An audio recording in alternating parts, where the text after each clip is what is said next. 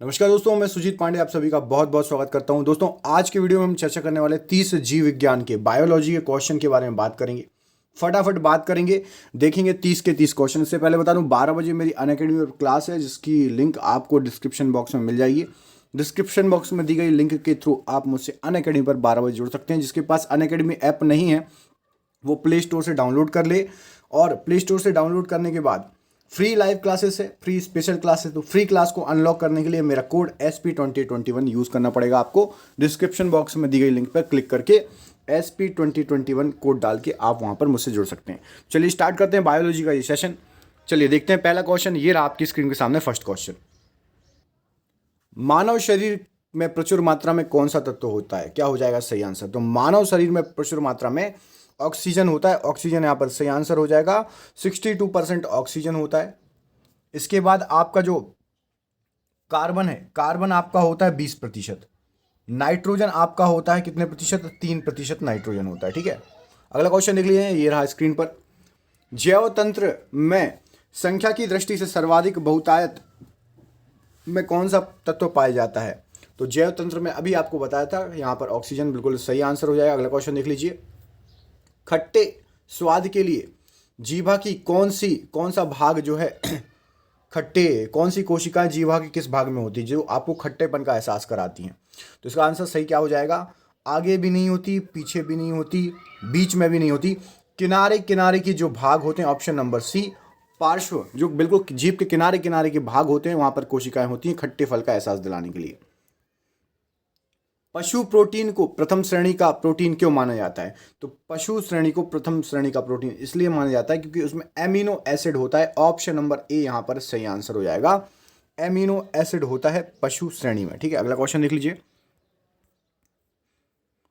गहरे तले हुए खाद्य पदार्थ से कैंसर होने का कारण क्या रहता है? तो क्योंकि उसमें वसा की मात्रा बहुत रहती है, ट्रांस फैट बहुत ज़्यादा रहता है, जिससे आपको कैंसर होने का कारण रहता है। जो आप बाहर समोसे वगैरह बार बार तले हुए, जो एक बार दो बार वही तेल बार बार यूज़ किया जाता है, उसमें वसा ट्रांस फैट बहुत ज़्यादा होता है, तो कैंसर होने के चांसेस ज़्यादा होते हैं, भले ही वो स्वादिष्ट लगते हैं उसके बाद भी। एमिनो एसिड की आवश्यकता किसके संश्लेषण के लिए होती है? तो एमिनो एसिड की जो आवश्यकता होती है आपकी प्रोटीन के संश्लेषण के लिए होती है एमिनो एसिड की आवश्यकता। अगला क्वेश्चन देखिए। नाइट्रोजनी आहार कौन से हैं? तो नाइट्रोजनी आहार जो होते हैं वो होते हैं आपके प्रोटीन नाइट्रोजनी आहार होता है, याद रखना। अगला क्वेश्चन देख लीजिए। निम्नलिखित में से देह निर्माता किसे कहा जाता है? तो देह निर्माता कहा जाता है प्रोटीन को। ऑप्शन नंबर ए, प्रोटीन को देह निर्माता कहा जाता है। अगला क्वेश्चन देखिए। एंजाइम क्या होते हैं? तो एंजाइम आपका ऑप्शन नंबर बी, प्रोटीन होते हैं एंजाइम, याद रखिएगा, एंजाइम होते हैं प्रोटीन। अगला क्वेश्चन देखिए।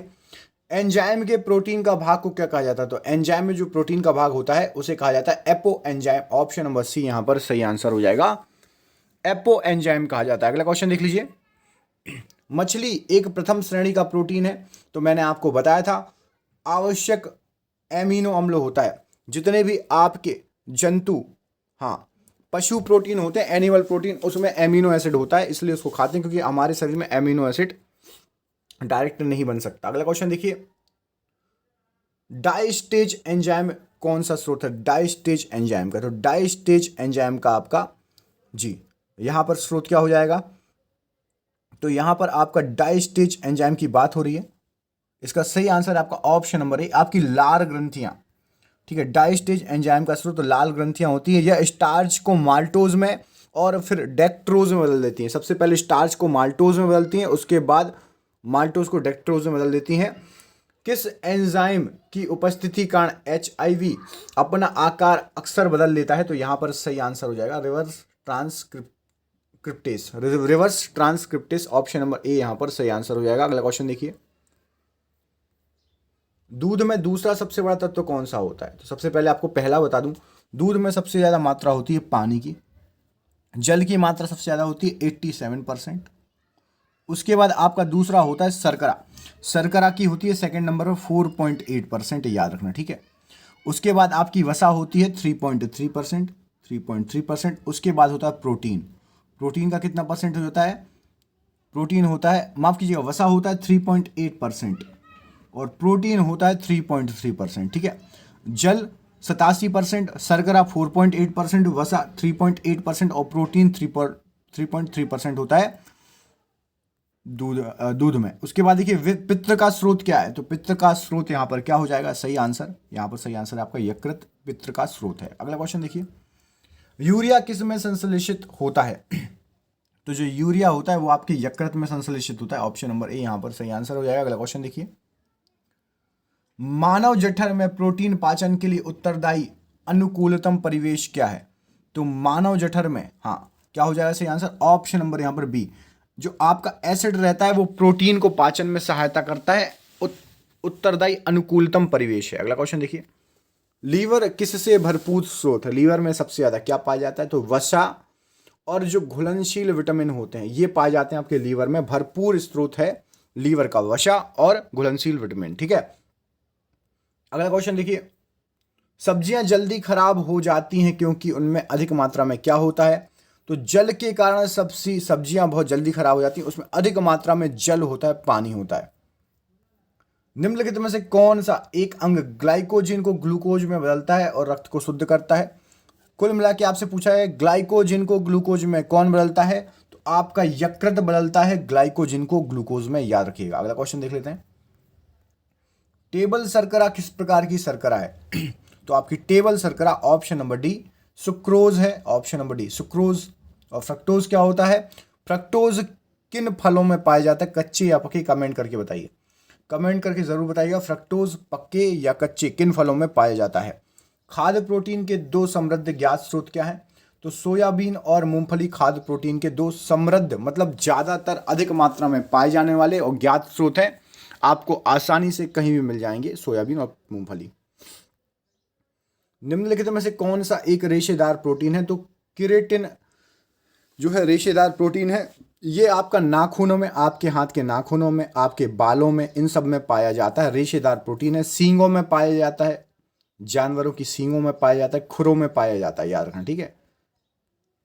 अगला क्वेश्चन देखते हैं, ये रहा आपकी स्क्रीन पर, उस ऊतक किस ऊतक के नख, खुर और सींग बने होते हैं, किस ऊतक के बने होते हैं, अभी मैंने बताया आपको केराटिन जो है नख, ऊतक और खुर बने होते हैं केराटिन के, याद रखना, मोस्ट इंपॉर्टेंट क्वेश्चन है, कई बार एग्जामों में पूछा गया है और पूछा जाता रहेगा। अगला क्वेश्चन देखिए, निम्नलिखित में से कौन सा द्रव्य त्वचा की परत को जल के अभेद बनाता, जल के लिए पानी उससे होकर नहीं जा सकता, तो अभी बताया आपके नाखून के अंदर पानी नहीं घुस सकता, आपके बाल पानी सोख नहीं सकते बाल के अंदर, या सींग, गाय की सींग के अंदर पानी घुसाड़ दोगे क्या, है ना, तो केराटिन से ये सब चीजें बनी होती हैं, तो यहाँ पर केराटिन बिल्कुल सही आंसर हो जाएगा, option number C right answer हो जाएगा, याद रखना, वेरी इंपॉर्टेंट क्वेश्चन है। निम्न में से किस भारी धातु की विषाक्तता यकृत सिरोसिस पैदा करती है, तो यकृत सिरोसिस आपको कैसे होगा, तो कॉपर से होगा, ऑप्शन नंबर ए यहाँ पर सही आंसर हो जाएगा। जिसको भी यदि यकृत सिरोसिस होता है तो ये आपका कॉपर से होता है, कॉपर बिल्कुल सही आंसर हो जाएगा, ठीक है। अगला क्वेश्चन, लार किसके पाचन में मदद करती है, बताइए, लार किसके पाचन में मदद करती है, तो लार जो है आपके प्रोटीन के पाचन में मदद करती है, माफ कीजिएगा स्टार्च के पाचन में मदद करती है लार, ठीक है। भोजन को गीला करना और भोजन की लुगदी बनाना, ये ताकि आसानी से निगला जा सके, ये लार है, ठीक है, लार। और लार में एंजाइम कौन सा होता है, एमिलेज एंजाइम होता है लार में, जो स्टार्च को माल्टोज में तोड़ता है, ठीक है। फिर से सुन लीजिए, लार जो है स्टार्च को माल्टोज में तोड़ता है, इसमें एंजाइम कौन सा होता है, तो एमिलेज एंजाइम होता है, याद रखना, ये वेरी इंपॉर्टेंट क्वेश्चन है, कई बार आ चुका है, ठीक है। भोजन को गीला करना और भोजन की लुगदी बनाना ताकि आसानी से निगला जा सके, ये सभी काम आपके मुंह में जो उपस्थित लार है उसका काम है। और पाचन क्रिया मुंह से ही प्रारंभ हो जाती है हमारे, ठीक है। जैसे ही खाने में लार मिलती है, आप मुंह खाना लेकर और चबाने लगते हैं उसको, वहीं से पाचन क्रिया स्टार्ट हो जाती है हमारी। ये भी क्वेश्चन आता है कि पाचन क्रिया कहाँ से स्टार्ट होती है, तो मुख से ही स्टार्ट हो जाती है। तो ये थे आपके बायोलॉजी के क्वेश्चन। कैसे लगे क्वेश्चन, पूरे एग्जाम में बार बार पूछे हुए क्वेश्चन है, तो प्लीज़ इसको शेयर कर देना। वीडियो कैसा लगा कमेंट करके ज़रूर बताना। और एक क्वेश्चन मैंने पूछा था फ्रक्टोज के बारे में, वो ज़रूर बताना कि कच्चे फल में पाया जाता है या पके फल में, ठीक है दोस्तों। तो मिलता हूँ अगली क्लास में, तब तक के लिए अपना ध्यान रखिए, स्वस्थ रहिए, मस्त रहिए। जय हिंद, जय भारत।